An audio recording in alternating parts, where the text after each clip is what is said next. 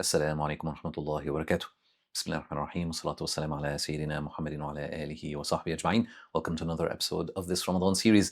Today we want to talk about the Battle of Badr and a few lessons from the Battle of Badr. SubhanAllah, we could spend hours on the Battle of Badr alone, but we want to just touch upon one very interesting aspect, and that is that when we are steadfast on truth, on righteousness, despite all odds, what happens? Allah subhanahu wa ta'ala responds. Allah subhanahu wa ta'ala bestows us with His mercy. Allah subhanahu wa ta'ala enables us to attain blessings from Him subhanahu wa ta'ala and rewards, if not in this life, then in the hereafter by the will of Allah subhanahu wa ta'ala. And we see this in the Battle of Badr when the believers were outnumbered, subhanAllah, 3-1. And they were outnumbered tremendously in terms of resources. The disbelieving army had immense numbers of resources.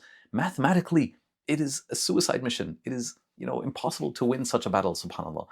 That it's if you rely on mathematics alone, on material, ways of measuring things alone. But in terms of our connection to Allah subhanahu wa ta'ala, we know that Allah subhanahu wa ta'ala, His account is tremendous and immense and infinite, and that when we do things for the right intentions, for the right reasons, Allah subhanahu wa ta'ala rewards the believers. Of course, that does not mean we don't take necessary precautions. The Prophet ﷺ did that. They had plans. They camped in the right spot. They made sure that they had access to the wells of Badr. They had access to water, while the disbelievers did not. They made sure that they were, facing the disbelievers in the right angle so that the sun does not affect them. They made sure that they had, a plan in terms of, their ranks and who would be in the front and who would be in the second row and who would be in the third row and what weapons were they carrying and when would they shoot or use those weapons, right? So this is tactics of war that had to be taken to the best and utmost of ability. But in the end, they're still facing an army that is 3 times their size, much more well-equipped and well-prepared than they are. And they had to also shift their mindset, because originally the plan was simply to stop a caravan that had their stolen wealth and to regain some of that stolen wealth. That was the initial plan. Very low risk, subhanAllah. But now that they're going to face the disbelieving army, it's a much higher endeavor, a much more difficult endeavor, subhanAllah. And so they had to shift their mindset. And because of their istiqamah, because of their steadfastness, because of their strength, what happens? They were able to stand their ground and face the tyranny of the disbelieving army that was approaching, that was very much intent on ending them and ending the message of Islam.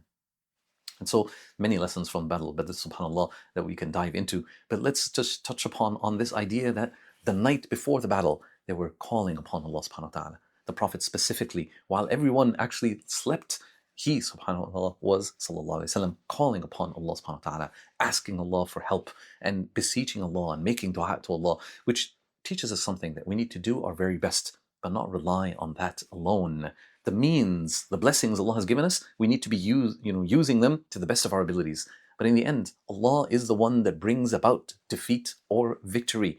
And support only comes from Allah subhanahu wa ta'ala. At-tawfiq comes from Allah subhanahu wa ta'ala. Success only comes from Allah subhanahu wa ta'ala. And so with that recognition, we do our very best and we leave to Allah the rest.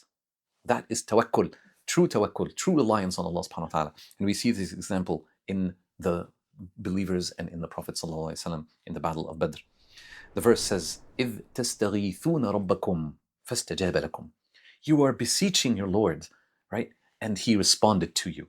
How did He respond, Allah subhanahu wa ta'ala, to the dua of the believers? He gave them the strength, He gave them the resilience, He gave them the ability to face off against the enemy. He blessed them with water when they were lacking water. He blessed them with rain that showered upon them and that purified them. He blessed them with sleep. And, imagine you're facing an army 3 times your size, you're probably going to lose sleep and be exhausted the next day. Allah blessed them with sleep despite that, difficult situation. And also, He bestowed upon them the blessing of being aided and supported by angels that descended from the heavens and joined the ranks of the believers and fought against the disbelievers. SubhanAllah, a miracle that happened on the ground that was witnessed by many of the believers, where they saw that happen, SubhanAllah, right before their eyes. The miracle of the angels supporting the believers, SubhanAllah. This support that comes from Allah subhanahu wa ta'ala comes when we do our very best in keeping steadfast on the path of istiqamah. And you might think of the Battle of Badr as, something that happened a long time ago. There was a history, lesson there, or, an event in our history. How is it relevant to us today? It is relevant because, subhanAllah, our battles of Badr is our current day battlegrounds. We may be facing tremendous odds. We may be facing, debt. We may be facing financial difficulty. We may be facing grief and loss of lives. We may be, in a poor, weak situation. We may be even may be facing Islamophobia, not just at an individual level amongst people, but even at the collective level by society or by politicians, subhanAllah. And yet, we stand our ground with istiqamah, with strength, with resilience, and we ask Allah subhanahu wa ta'ala, we beseech Allah subhanahu wa ta'ala to give us the ability to face off against such hardships, and Allah subhanahu wa ta'ala responds in ways that we never thought possible. In another verse, Allah subhanahu wa ta'ala says, وَمَن يَتَوَكَّلَ عَلَى اللَّهِ فَهُوَ حَسْبُهُ. Whoever relies truly on Allah subhanahu wa ta'ala, Allah suffices for them. So rely on Allah, have tawakkul on Allah. That means do your very best and then leave to Allah the rest.